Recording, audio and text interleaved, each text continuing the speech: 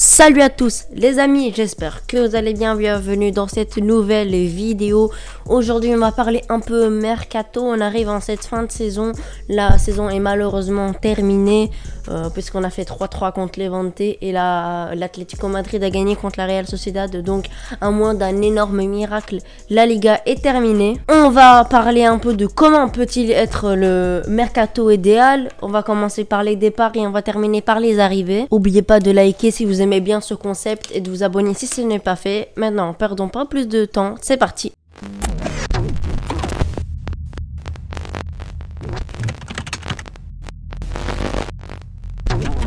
Comme vous le savez, avec nos difficultés financières, c'est quand même très compliqué de, par exemple, pour les 3 arrivées que je vais vous dire, je vais pas vous dire Lautaro Martinez, Erling Haaland, De Ligt. On peut en prendre un, je vous dirai lequel. On va voir ça en fin de vidéo. 3 arrivées qui seraient vraiment très intéressantes, qui pourraient renforcer le Barça sans user énormément d'argent. Laporta va débloquer des fonds, mais il pourra pas, malgré avoir débloqué quelques fonds, il ne pourra pas acheter d'énormes joueurs comme vous l'avez compris. Et comme pour les départ, ce sera tout simplement les joueurs toxiques qui ne nous laissent pas avancer, qui ne nous laissent pas arriver dans un nouveau cycle. Et les départs vont aussi être très importants. On a bien vu encore cette saison et la saison dernière que les vieux, entre guillemets, nous plombent tout simplement. Le 8-2, il y avait Piqué, il y avait Alba, il y avait Busquets. Il y avait énormément de joueurs qui sont vieux, qui doivent laisser la place aux jeunes. Cette saison, par exemple, on a souvent coulé à cause des vieux, comme encore une fois Piqué, Alba, Sergio Roberto, qui va avoir 30 ans. Busquets, vous l'aurez compris, il va falloir arriver dans un nouveau cycle. Alors pour ça, on va commencer par le premier départ, ce sera tout simplement Gérard Piqué. Piqué qui devait partir selon moi l'année dernière, minimum ou il y a 2 ans. On voit qu'il est en difficulté. Pour dire une énorme saison qu'il a fait, la dernière c'était celle de 2018-2019, mais depuis ce moment-là, il est en énorme difficulté, il est très lent, il fait énormément de bourdes, même qualité à la relance, il reste très bon, mais je trouve qu'il a baissé, il arrive sur ses 34 ans, il me semble 35 ans environ, donc il doit laisser sa place aux jeunes, surtout que tu as Migueza, Araujo, Eric Garcia qui devrait arriver gratuitement. Bref, il doit absolument quitter le club selon moi. Vous pourriez me dire dans les commentaires qu'il a une bonne mentalité, il a de l'envie. Oui, c'est exactement, il a de l'envie, exactement. Mais il a plus le niveau malheureusement.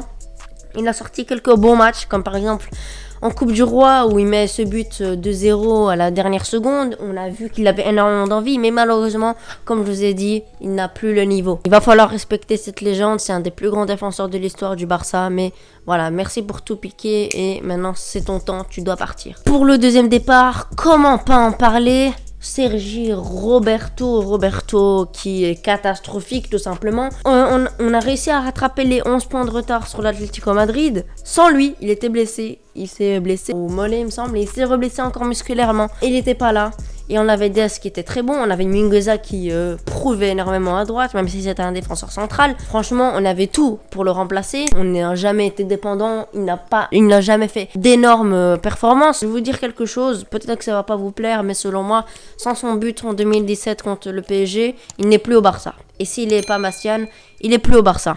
Parce que tout simplement, il aurait dû quitter le club depuis des années et des années. Quand il était jeune, oui, il était bon, mais là, avec ses passes en arrière, par exemple, contre Valence, il me semble, quand il est rentré, ou il était titulaire, je ne m'en rappelle plus, il fait que des passes en arrière, il prend pas de risques, il prend le ballon. Il y a des moments où tout le monde est devant, on va vite dans le rythme, et il casse le rythme, il s'arrête, il regarde un peu partout, et il donne le ballon en arrière. Et encore pire, beaucoup de gens pensent qu'il est bon défensivement, mais absolument pas. Dès qu'il rentre, il se fait bouffer défensivement. Offensivement, il n'apporte rien du tout. Et comme je vous l'ai dit, Dest est meilleur défensivement que lui, alors que ce n'est pas sa qualité première. Et offensivement, il n'y a pas photo. Pour le dernier départ, après on va parler des arrivées. Donc, Coutinho qui est un énorme flop. On l'a acheté 160 millions à Liverpool. Il faisait de très bonnes performances à Liverpool, mais pour moi, c'était déjà pas de l'énorme niveau. Je le trouvais assez surcoté, même si c'était un énorme joueur à Liverpool, avec ses frappes enroulées, ses dribbles, sa percussion. Franchement, je le trouvais vraiment très très bon. Mais 160 millions, c'est totalement abusé. Merci Bartomeu encore une fois. Première saison, il a fait plutôt de bons mois, je trouve. Mais franchement, ce n'est pas vraiment... C'est pas assez. Son problème, c'est que selon moi, il s'est joué que en numéro 10. Et le Barça ne joue pas en 4-2-3-1, il joue en 4-3-3. Et cette saison, on a joué en 3-5-2, mais on joue pas avec des 10. En début de saison, Coutinho joue en 4-2-3-1 comme elle a décidé d'instaurer le 4-2-3-1, mais il a fait de très bonnes performances, il n'y a pas de problème. Il y en a même qui se demandaient si Coutinho était meilleur que Messi. Ça, je trouvais ça complètement incroyable de oser dire ça. Et depuis qu'on est passé, comme on a décidé de passer au 4-3-3, et là, il est devenu invisible, tout simplement. Prenez pas de risque. En relayeur, il est mauvais. En ailier, il apporte rien du tout. Ce n'est pas un ailier. En fait, il est axial. Et en 10, pas en milieu, pas en ailier, pas en buteur, etc. En tout cas, je suis déçu de son passage. C'est le plus gros flop de l'histoire du Barça.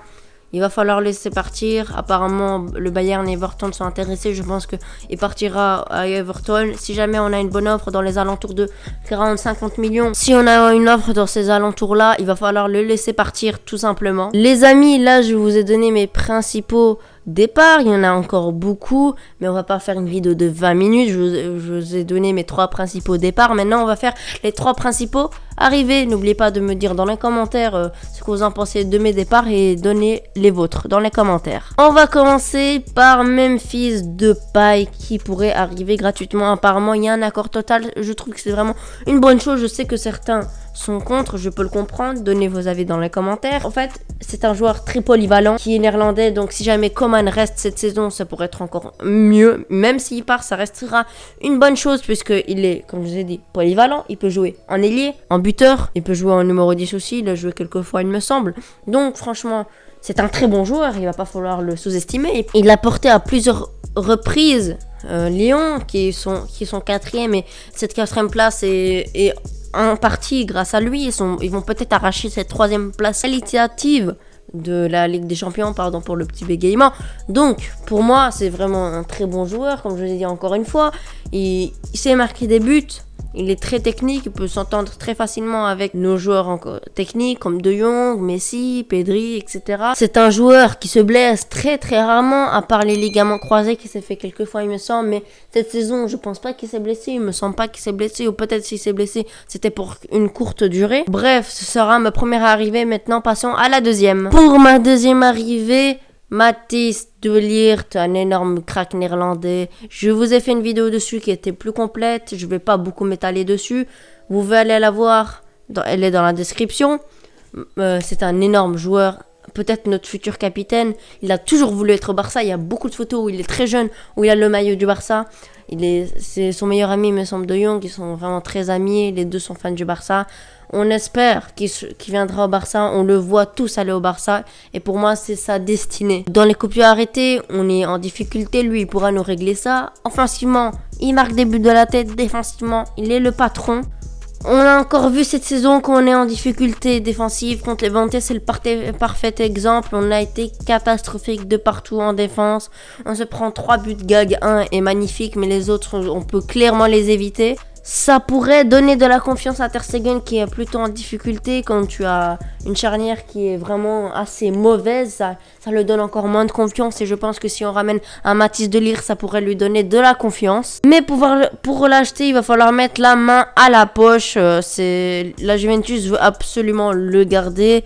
Mais ils sont en difficulté financière. Ils vont peut-être aller en Europa League qui va encore plus les plomber financièrement. Il y a le salaire de Ronaldo qui leur coûte très cher. Ils l'ont acheté très cher. Ça leur met encore plus en difficulté. Laporta devra faire le choix, un grand neuf ou un grand défenseur. Personnellement, je fais le choix d'un grand défenseur, surtout que tu as Depay qui peut dépanner cette année. Pourquoi pas prendre Haaland l'année prochaine pour 75 millions d'euros. Bref, c'était mon deuxième arrivée. Dites-moi ce que vous en pensez dans les commentaires. N'oubliez pas encore une fois, pour le troisième et dernier arrivé, ce sera tout simplement José Gaya. J'en ai parlé, il me semble, il y a 2-3 mois, il me semble.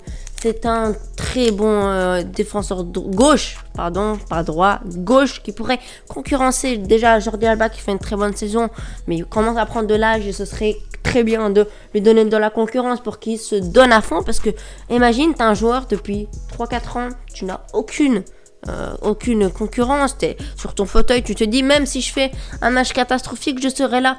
le match prochain, et là c'est un Gaïa qui porte son équipe de Valence, qui est en difficulté, qui est 14-15e il me semble, quand c'est un joueur jeune espagnol qui a pris la place de Alba en sélection espagnole. Il peut prendre sa place, il a 26 ans, donc il est encore très jeune, et on pourra faire la transition Jordi Alba qui nous a sauvés à plusieurs reprises, qui est un très bon joueur, je ne dis pas le contraire, mais il prend de l'âge, et Gaïa est encore jeune, et petit à petit il pourra prendre sa place. Surtout qu'on pourrait faire un braquage avec, on pourrait le prendre 20-30 millions, puisque Valence est en difficulté, ils doivent absolument vendre, avec leur président qui est catastrophique et en train de détruire le club. C'est un joueur qui est un peu dans l'ombre, ce n'est pas une énorme star, il n'aura pas un énorme salaire, il n'aura pas un salaire à la Jordi Alba, à la Piqué, à la Busquets, à la Messi, etc., etc. Voilà pour mes arrivées, n'hésitez pas à me dire ce que vous en pensez. Moi j'ai plutôt fait le choix de prendre un top défenseur parce que on a trop de difficultés pour pouvoir espérer de prendre des trophées tout simplement. N'hésitez pas à me dire ce que vous en pensez. Est-ce que vous voulez plutôt un top numéro 9 ou un top défenseur central? J'écoute tout. On pourrait discuter ensemble dans le respect et dans la bonne humeur. Voilà, j'ai adoré faire cette vidéo. Ça m'avait manqué un peu de parler du mercato. Ah voilà, on va s'arrêter ici. Merci d'avoir regardé la vidéo les amis. Sur ce, likez, partagez, commentez. Ciao.